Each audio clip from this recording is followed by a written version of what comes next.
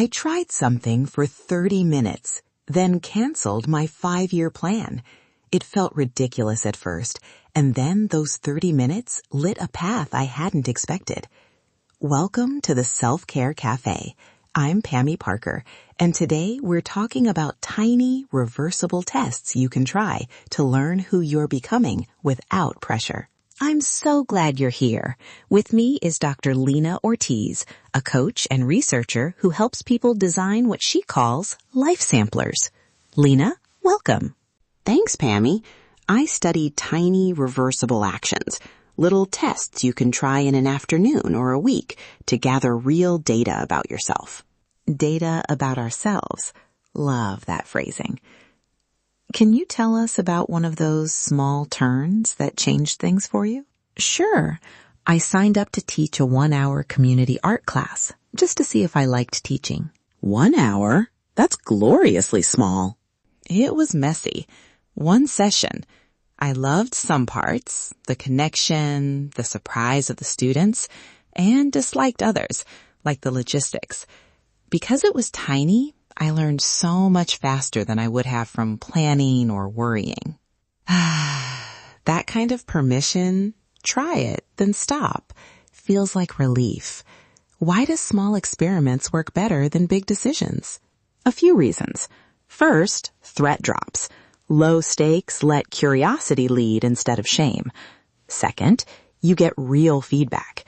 Behavioral activation beats abstract thinking. Third, they test values quickly. You find out whether something actually energizes you.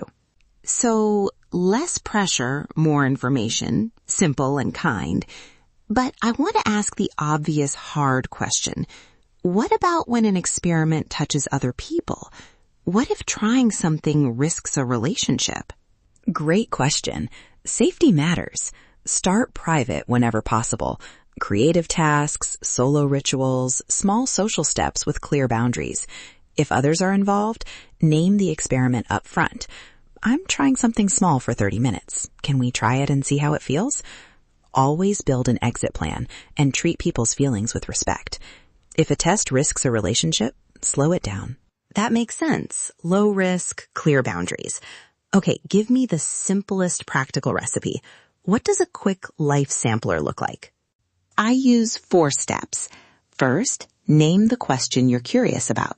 So not, I must be creative, but a curiosity like, do I enjoy sketching for 15 minutes? Exactly. Second, make the action tiny, so small you can't say no to it. Tiny enough that resistance doesn't have power. Love that.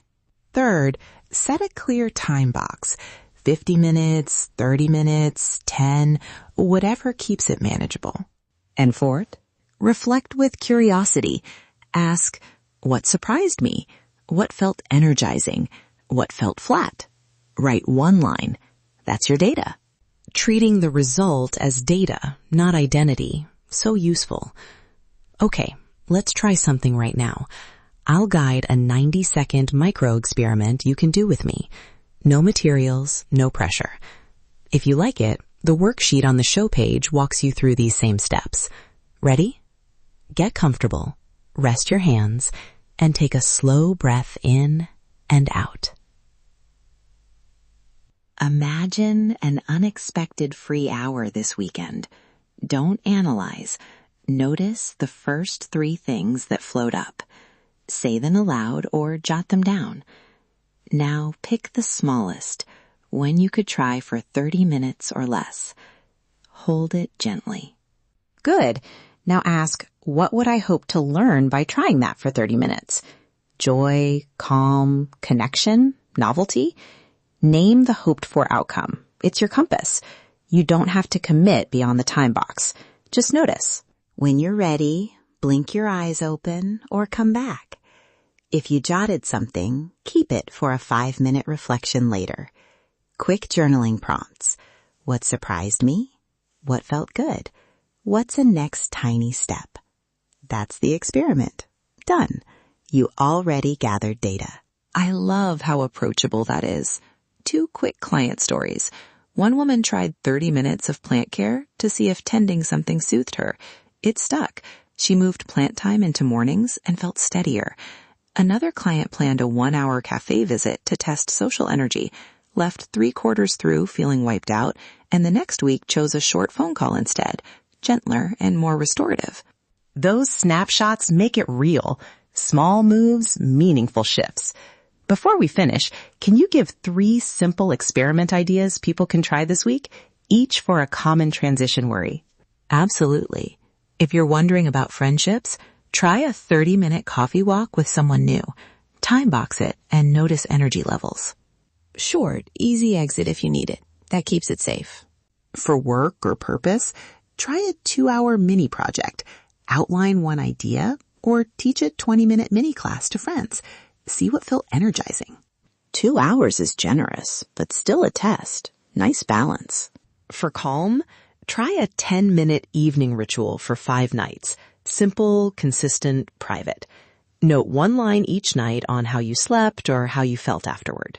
Those are lovely and reversible. Quick safety reminder. Start private if a topic feels sensitive.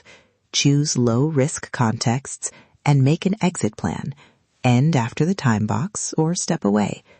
If something brings up strong feelings, reach out to a trusted friend or a professional. And one last piece of permission. Aim for curiosity, not perfection. Keep a simple log. Date, action, 1 line of what you noticed, and you'll build gentle evidence about what works for you. If you want a practical worksheet, questions to name your curiosity, a tiny design template, reflection prompts, and an experiment log, visit our show page. We've put a printable life sampler worksheet and episode notes there to help you start. Thank you, Lena, for sharing such usable, gentle wisdom. Thank you, Pami.